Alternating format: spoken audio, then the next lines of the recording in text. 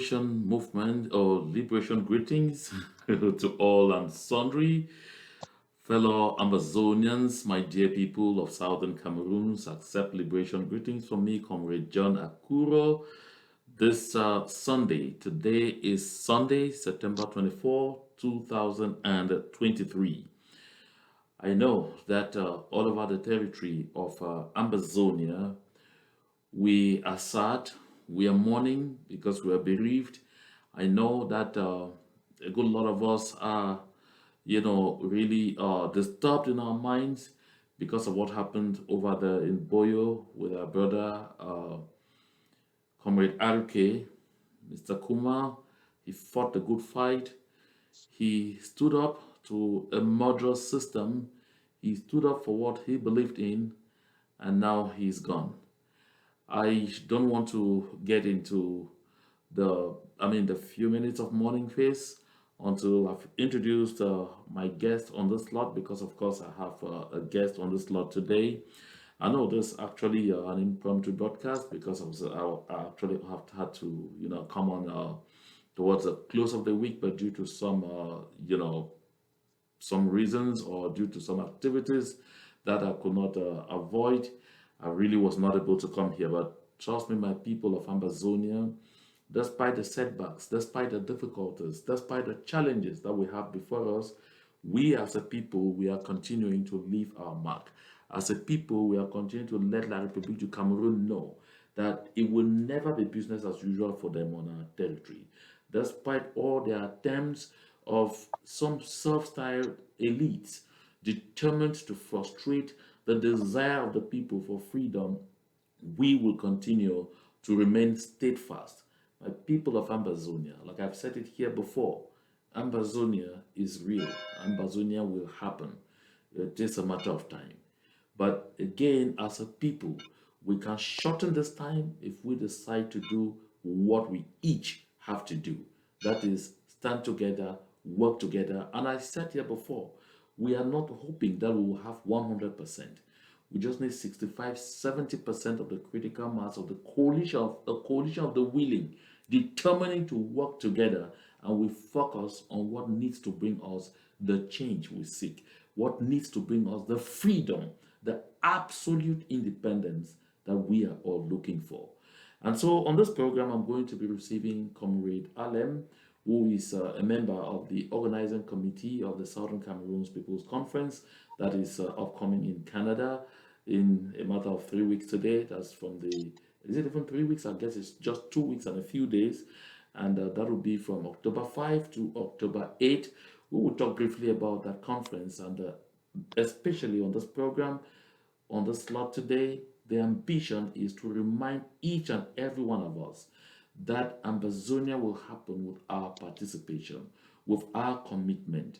Ambazonia will happen when all of us begin to understand that these boys who are dying for our freedom.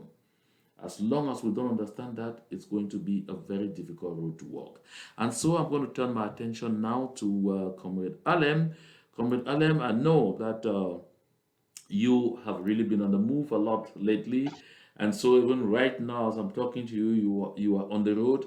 But I salute your patriotism and your determination to continue to stand for Ambazonia, to continue to stand for what you believe in, to continue to stand for our freedom, for the freedom of our land, so that generations upon generations of Southern Cameroonians should boast of a homeland, because there is absolutely no place like home. So, Comrade Allen, can you hear me? Yes, I can hear you. If you can get a little bit louder, that would be better. But this is manageable. Okay, thank you very much. I can see you, oh, beautifully clad in our traditional regalia. And I know that you are on the road. I know that you are absolutely right now on the road.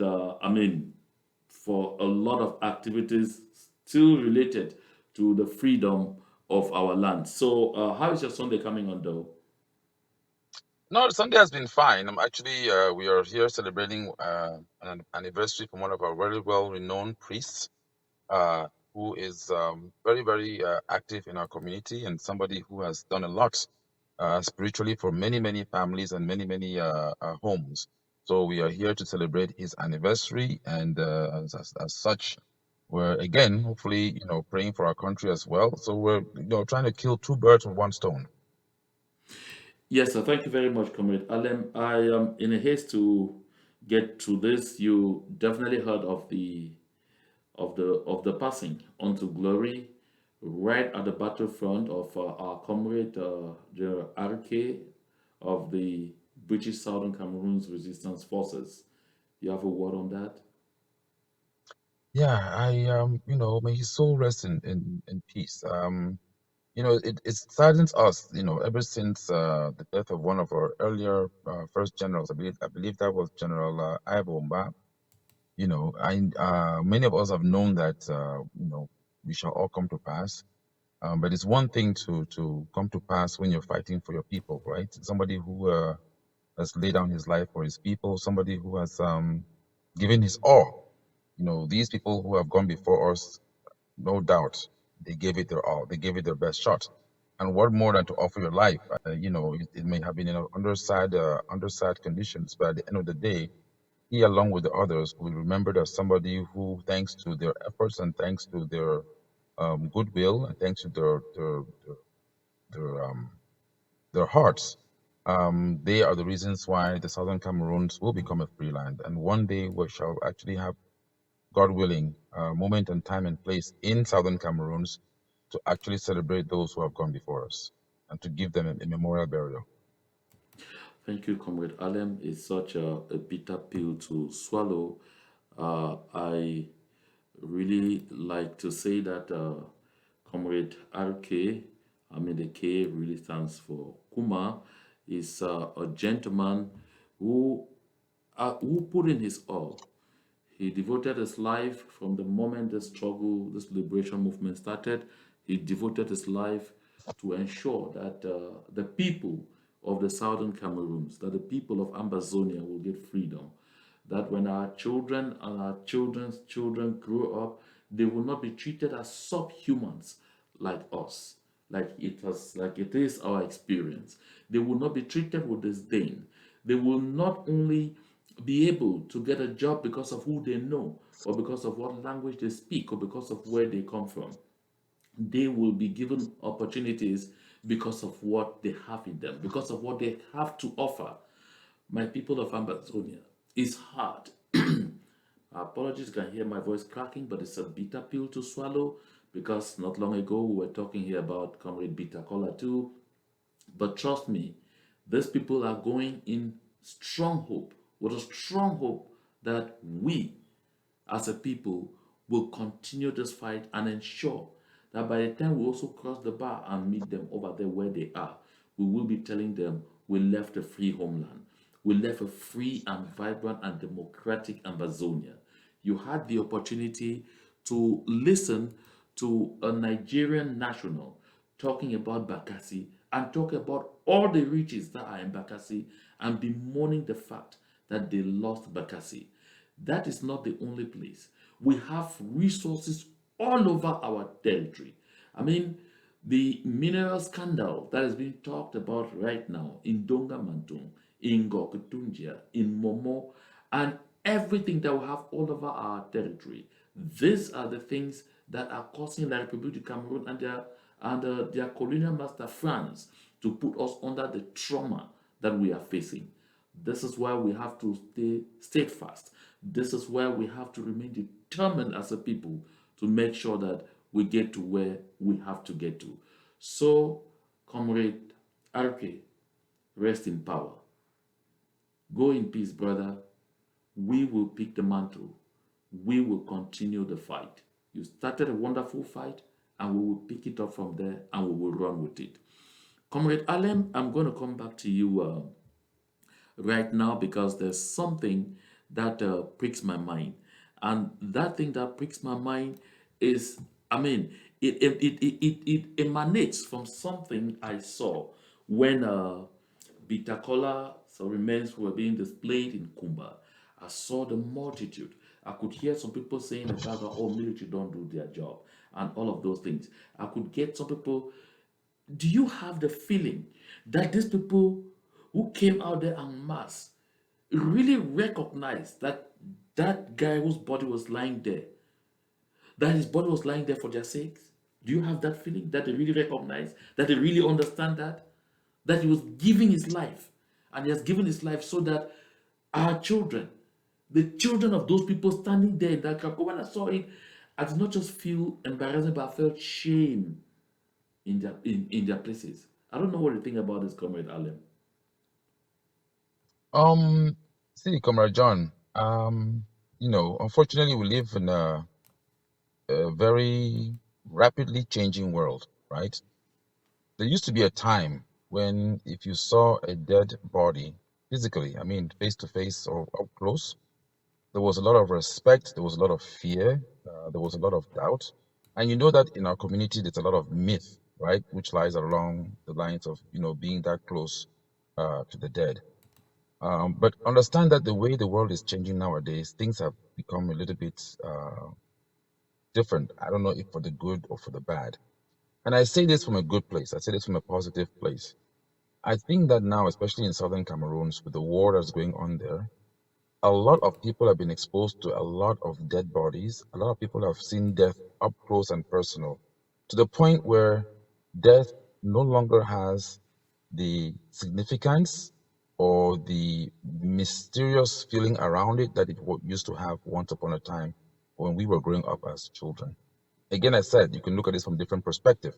Some people may choose to see it as a positive or a negative. The respect for the dead, it's come to the point where you can imagine there's a train wreck or train accident or anything of that nature, and the first thing that happens is that people pull out their phones and they're taking a picture. Somebody is probably dying, and just a small helping hand would have saved that person's life. But people are more concerned about capturing images and taking a picture or trying to be the first to report it, and that has taken priority over human life. It tells you the state of the world in general, but I want to say, especially for Africans, it's very, very shameful because part of our culture did indulge in having respect for those who have gone before us. And unfortunately, we are beginning to slide back and lose our respect. So for us, I think I say it's a double punishment because we know better, right? We know better than to do that.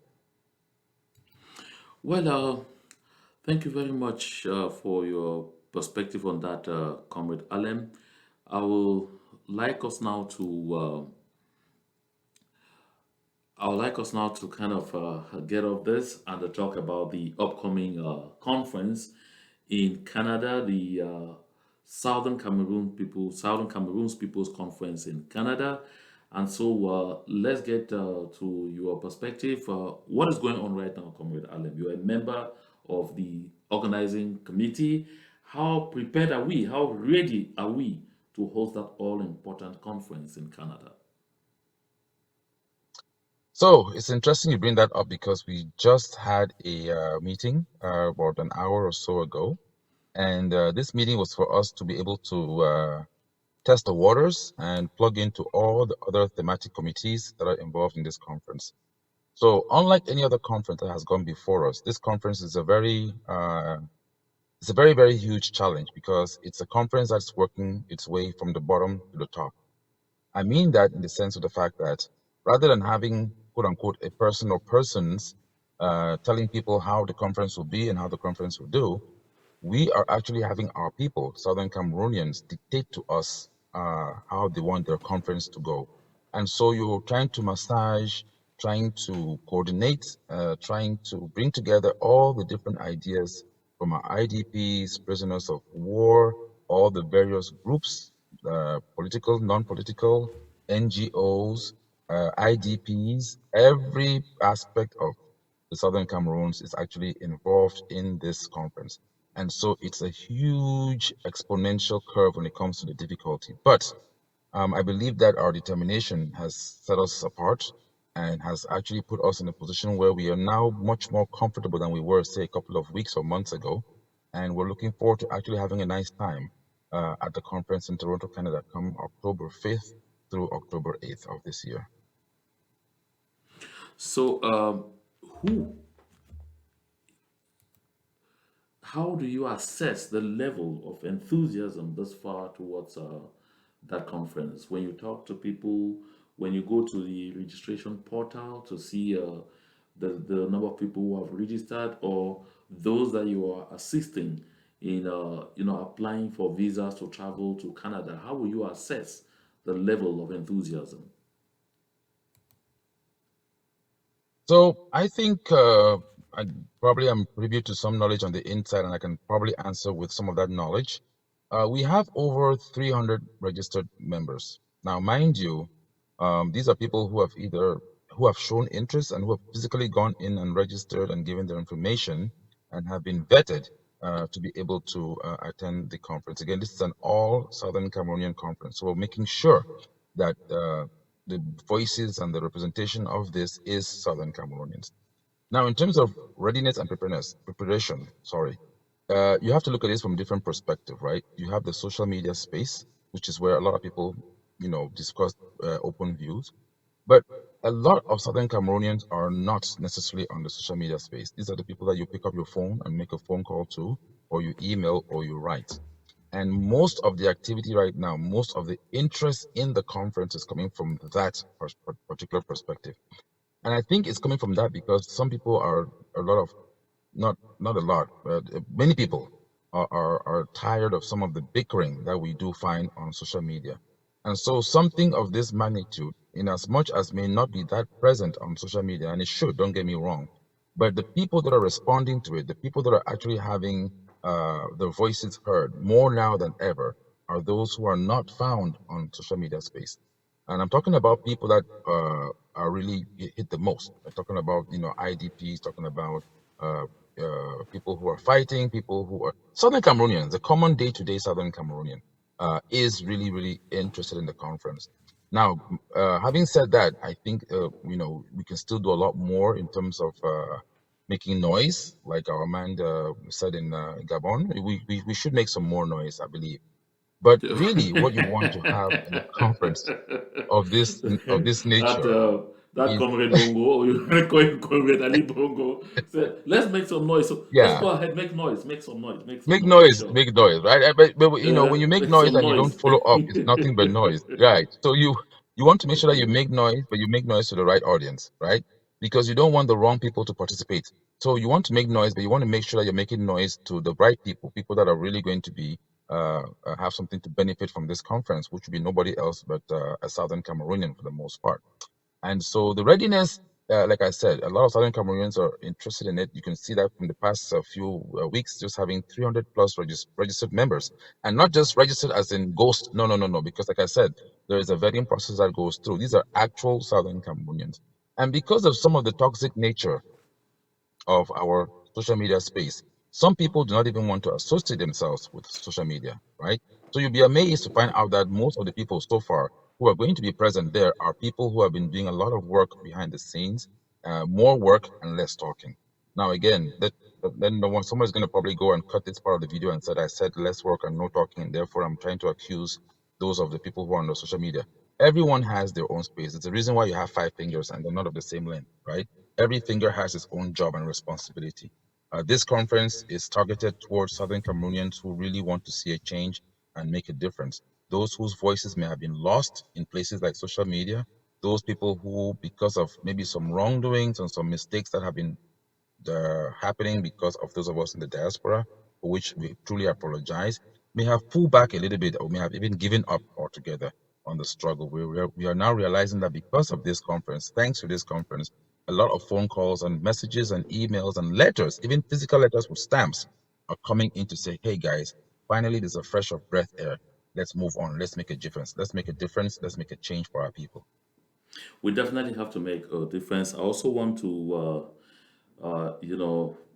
give a pat on the back of Comrade Yerima. I am just off from reading an elaborate interview he granted to the Sunday Telegraph, one of the Yes. most popular Nigerian news outlets. And I think, he did address a good lot of issues. He touched on so many areas. He equally had a chance to talk about this conference. In fact, he made some noise like just said a while ago, a very useful noise. And so I'm sure that we should be able to share the link of this so that Ambazonians should have the opportunity to read what he said. Now I'll come back to you, Comrade Alem, regarding the conference. Some critics have been quick to say that we keep going from conference to conference, and they are wondering if we think that it is just constantly going to sit there in conferences that will give us the freedom that will change the dynamics or the mat on the ground. How different is this conference going to be from others? What is the strategic importance of this conference? The difference of this conference, if I want to just say it in a single sentence, is very difficult, but I'll try, is that this is the conference for the people, of the people, and by the people. And I say that because it's not just an acronym, but we actually mean it. And that is where the most challenging aspect of the conference lies, because it's a conference of the people, by the people, and for the people. Now, you know that if you just get into a small meeting house, let's say you go into a Jangi house, or you go into an alumni group meeting, or even the different groups here, which you have, the different Southern Cameroon Ambazonian groups, just for the two, three, four, five, or eight, or 10 of you to agree on a consensus, to have an agreement, it's a challenge, right? You have to debate and talk and convince. So multiply that now by 20, and then you're dealing with different platforms, and then multiply that by thousands, and now you're dealing with Southern Cameroonians who are all eager and hungry for change, and all have good ideas, all have great perspectives, all have perfect plans. But the question now becomes, you have to start to prioritize these plans. And with your limited resources, you have to find out and ask yourself, which of these plans can we do today, which can be done tomorrow, and which can we wait until maybe Christmas time to execute, right? That is what we're feeling in this conference. And that's what makes this conference different, because unlike the top bottom approach, this conference is the bottom top. And I'm saying that in terms of hierarchy, I'm saying that in terms of leadership. This is the people's conference. And so the conference is being driven by the people. Now, in terms of what makes it different, part two is also the organization of the conference, right? So, unlike the past where we've organized similar situations where we go in and we debate and talk and chat and come up with resolutions, in this particular case, the work is being done ahead of time. We have about 12, 13 active, what we call thematic committees. You have the committees of diplomacy, education, communications, and all of these committees. When people register to join this conference, they decide to choose where they believe they shall be more valuable, right? So, for an example, somebody who is a lawyer may find out that his or her services might be best effective maybe in the diplomacy committee, right? And so a lot of the issues that Southern Cameroonians are facing are already being discussed now in those committees. They are being debated upon, and each of those committees is going to present a report at the end in a couple of days to the organization committee. And what's going to happen at that level, the organization committee now compiles all those documents and presents them to Southern Cameroonians during the conference. So, John, think about it this way.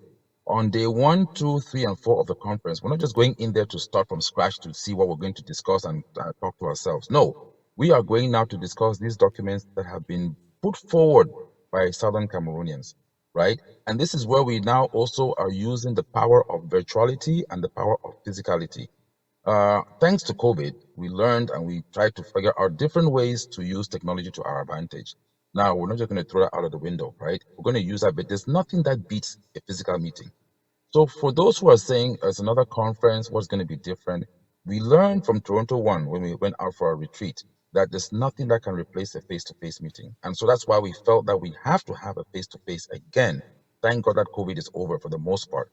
But this time we're going to incorporate and merge this with our technology. So it's a face to face. But guess what? By the time we get to the conference ground, about 65% of issues have already been resolved.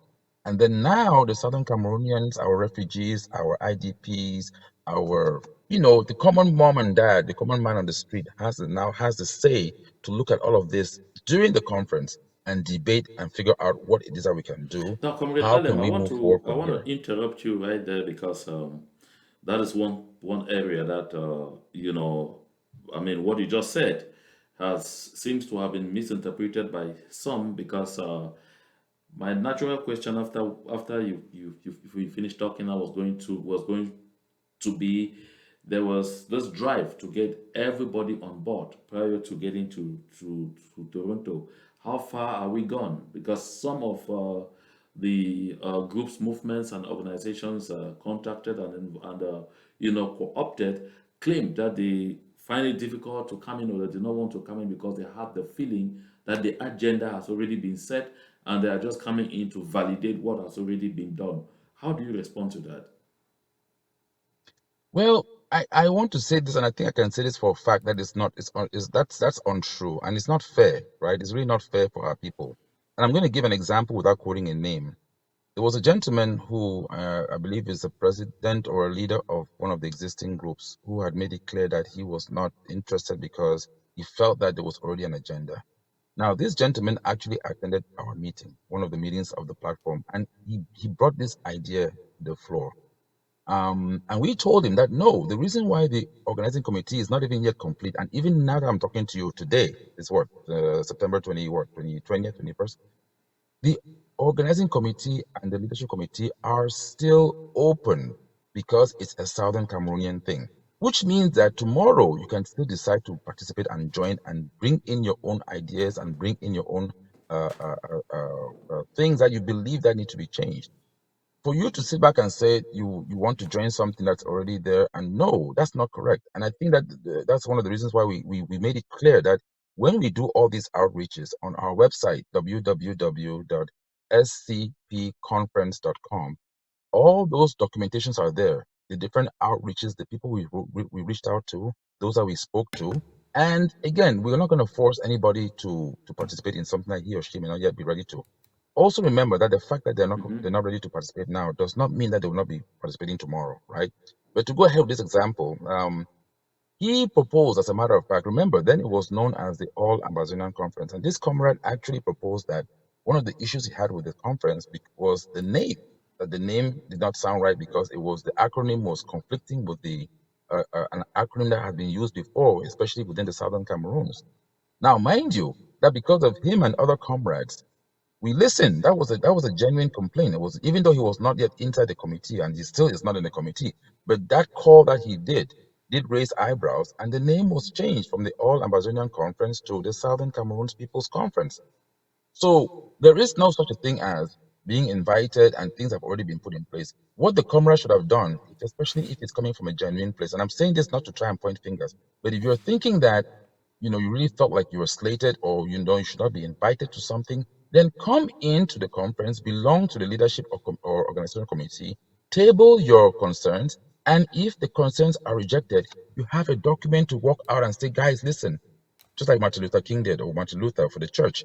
I came into the conference, I was willing to participate, I gave it my all, but these guys did not listen to me because point one, point two, point three, point four, point five. Comrade John, how can you sit outside and make resolutions, make ideas and suggestions when you're not even inside the space to make those recommendations?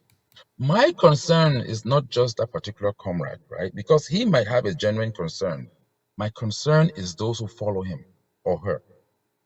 And that's why, for me, this is where the outreach becomes, we have to step it up a notch, because there are people, there are quote unquote leaders, there are quote unquote executives, for example, who for personal reasons may not want to affiliate themselves with the conference. That does not really mean that that executive or that leader speaks on behalf of their organization. And that is why on our website, we felt compelled that whenever we have our outreach, we're going to put it on the website so that other people, those who support and those who do not support, have an opportunity to understand and to see that in good faith we have done the best we could with our limited resources to reach out to any and everybody. So for the people that said that they were not reached out to, or they were reached out to, but they didn't feel like they wanted to come in because they don't want to come into Hmm. something which is already ready made, that's false. Because when we reached out to them, nothing was made. And as a matter of fact, to show that we're doing this in good faith, those committees are still open. If Comrade John Bakuro, let's say you didn't register, you can register today and bring in your 95 points and say, guys, listen, I know we're only 2 weeks away to the conference, but these are my concerns. And we talk about it as brothers and sisters. Nothing is set in stone. Nothing is set in stone. So I'm saying this, and I'm saying this not just to those particular comrades, but to those who are behind and support the comrades. You have to make yourself, you have to ask yourself this question. We are in the process of making history. If you don't attend this conference, and I'm not putting this as a threat, but if you don't attend this conference, you're not going to stop others from attending the conference. It's going to be interesting that people are going to go to Canada, people are going to put in their hard effort and go to Canada and discuss among themselves, deliberate among themselves, maybe come up with some ideas and suggestions to move forward. And you shall be left out, not because you felt as though there was a problem with the conference, but because a fellow comrade or somebody else told you that there was an Mm-hmm. issue with the conference. Are you going to forgive yourself? Again, nothing is wrong with coming in, finding out what is broken with the conference, finding out what is Yeah. wrong with the conference, finding out what you do not agree with, and then you have substance and you have facts to go with. But sitting on the outside, you have no facts. And Comrade Southern Alem, Cameroonians have been deceived so Comrade many Alem, I times that know. it is time for us to now be proactive. Search for the facts yourself. Don't rely on what somebody else tells you because that particular person may have that particular reason. Maybe the father sold the land or the mother had an issue with the boyfriend or the girlfriend. Who knows what the Mm-hmm. purpose or the reason is? People have individual reasons why they may not want to be affiliate or be. But you, who is listening to them, the, the baton at the end of the day falls on you. Okay, thank you very much, Comrade Alem. I think we've brushed quite a couple of issues. The last but one issue I want us to address very quickly: how are you resolving the challenges that prospective delegates or delegates are facing with being able to get, put their paperwork together for visas? I mean, the logistical issues. How are you, handling that? So the issue on the visas, we're working very hard. Like I said, we have a lot of discussions that are going on, especially behind the scenes with the various embassies to award visas. Now, this is going to be we're going to probably call it, for lack of a better terminology, Toronto 3. This will be the third time that Southern Cameroonians are going into Canada, and we want to thank the Canadian government in particular because that's one of the very few countries that is really been open or open-minded when it comes to the Southern Cameroon's quest for freedom. So I'd like to take this opportunity to thank Canada and to thank any and all friends of Canada who are making this possible. We have done our best in terms of visa applications to make life easy for some of our comrades to be able to attend the conference. However, it must also be noted that there are people within us who are strongly against the conference and who have even gone the extra mile to announce that they will do anything and everything to make this conference a failure. And just so you understand, and this is to the public, these people have also gone ahead to call embassies and call the different Canadian branches to have them not issue visas to these various comrades. So this is the challenge which really we kind of leave it in the hands of the Canadian government to see through this and to understand that they have done this before. They have actually hosted us a couple of times. We've kept our own part of the bargain. People have come, people have attended events, and people have come back. These different comrades, just one of them, I think, but there might be others, I don't know. But one of them has actually gone out vocally on social media saying that he will do any and everything to deter this. I have to ask Southern Cameroonians that if people are willing to go to that length, and they may have a very strong feeling as to why they're doing that, because they're trying to quote unquote save Mm-hmm. face, or maybe save Canada from getting involved in things that Canada should not get involved with, and that's their perspective. But I have to ask this question: that do you think a whole mighty Canadian government needs your input to determine who to give visas to and who not to give visas to? Come on, that's a mockery.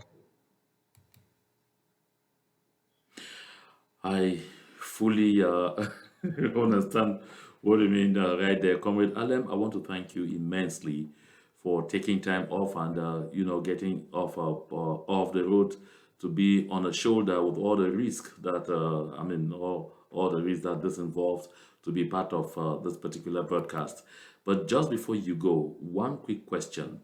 Some time ago, not very long ago, we started working on a project to get Southern Cameroonians to contribute immensely towards the struggle, to contribute in one position where, it will serve all the needs of our liberation movement on the dark platform.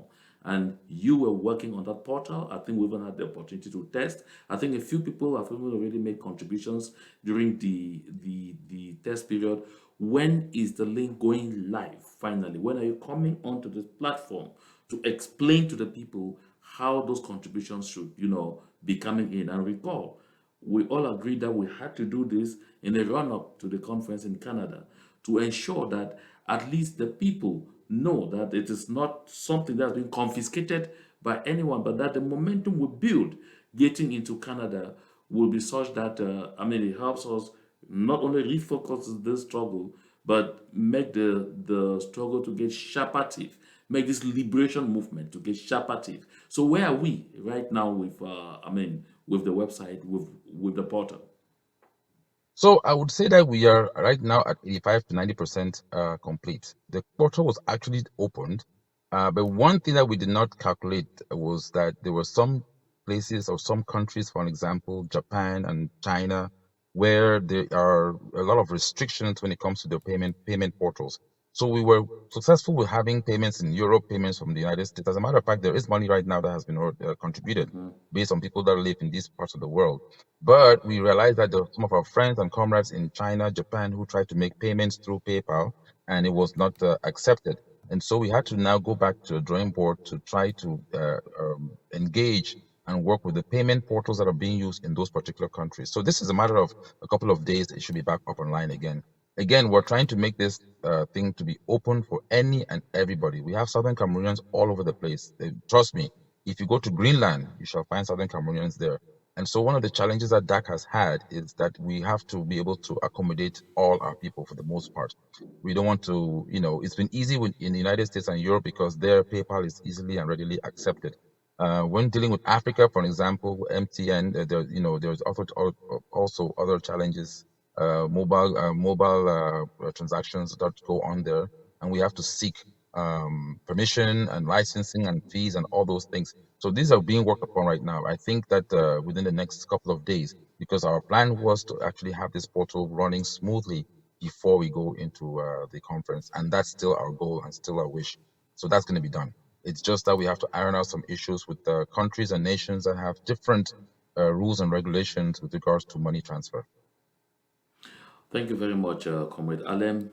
It was really my pleasure having you on this broadcast, and I suppose that we'll have many more of those outings to sensitize and educate our people. I know you just left. The grounds where you're trying to sell our culture, to sell Ambazonia, to sell our struggle. So I'll let you go back. And so, thank you so much, Comrade Allen. It was so good having you on here. Thank you. Thank you very much. And to all our Southern Cameroonian friends and Ambazonian friends and comrades, listen, this is going to be a game changer with regards to this conference. I'm not just saying this to try and quote unquote sell the conference, but I'm saying this to reach out to your hearts, to reach out to your sense of reasoning, to reach out to the people. The Southern Cameroonian that you are, there's a voice in you that is telling you that this is probably the right thing to do. This is a different thing. And even if it's not the right thing to do, you should try to come in and voice why you think it's not the right thing to do. Remember that when you register for this conference at www.scpconference.com, you have the rights and you can join any of the thematic committees and even discuss your grievances if you have any, or discuss your additions, or discuss whatever it is you have to contribute. Everybody in this liberation movement has a gift of some nature, right? Even if you can't write on the computer, you can talk. Even if you cannot talk, you can sing. Anybody has something to give. Southern Cameroons is not a block. It's not just a space. It has human beings. It has people. It has you. It has I. We have to make a difference. Nobody else is going to help us in this. The international community is very, very caught up with geopolitics. And if we lived in a perfect world where right always supersedes wrong, we'll not have to go through all of this. But we have to make ourselves valuable. We have to make ourselves we have to hunger and long for that change and that freedom. It's not going to be given to us. It never has been given to anybody. Um, you know, everybody, if you look at your family, you do things out of interest. If you look at your extended family, you do things out of interest. you look at your communities and your societies, you do things out of interest. What makes you think that as a nation or as a country, worldwide, they're not going to do things out of interest? We have to seek for our own interest and make our interest so valuable that other people will want to put us on their radar. Right now, have we done that? Only you can answer that question. Come to Toronto, October 5th, October 5th to October 8th. Let's put these questions to the task. Let's talk about chanting ways forward. Let's listen to other people's perspectives. You should try to convince me why your thoughts or your processes or your values or what you stand for is correct. And maybe, just maybe, as you and I sit eyeball to eyeball, I might be able to listen to you. When I say I don't mean I as an Alem, I'm talking about I as a Southern Cameroonian. That is the only way we're going to be able to get through our differences. That's the only way we're going to be able to sit down together and talk things through. And I tell you guys, I kid you not, nothing replaces a face-to-face meeting. Nothing. Thank you. Thank you very much, Comrade Alem. Catch your breath and have a safe trip, safe ride back home when you are done, wherever you are. Again, I'm very grateful and very delighted that you took time off to be part of this broadcast. Enjoy the rest of your Sunday. Thank you. Uh, Ciao. so, my people of Ambazonia, I cannot end this broadcast without saying there's been a lot of call. There have been a lot of calls, and there have been a lot of concern with the manipulation and the disinformation going on out there regarding what happened during the pre-talks in Canada. And so the need for us to communicate on that, is paramount because a lot of the talks that are going on and a lot of the wishy-washy or the La République du Cameroon position that has been spread around even by some among us is unacceptable. So discussions are ongoing with all the stakeholders involved to ensure that possibly prior to the conference in Toronto, we will be able to come onto the air, have a full disclosure, full conversation about what happened during the pre-talks, and then be able to take questions from the people so that people are edified on exactly what happened in Canada.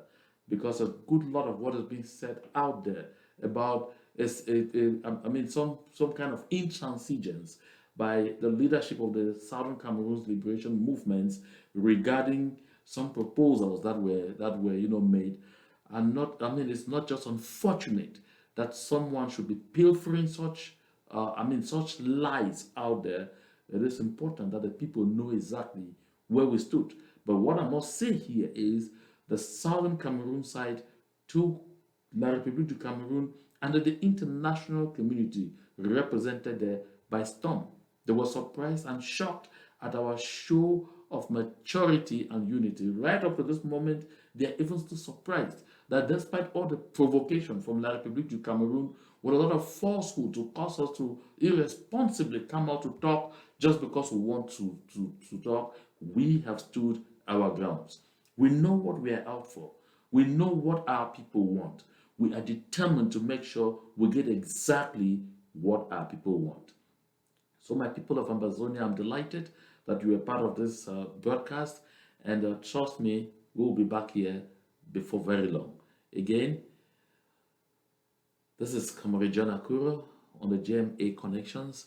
Enjoy the rest of your Sunday, but most especially, reserve a moment to pray for our departed heroes, that their family members, the immediate ones that they loved, should be empowered to bear this loss. It is a collective and national loss, and we must continue to stand together. Thank you very much.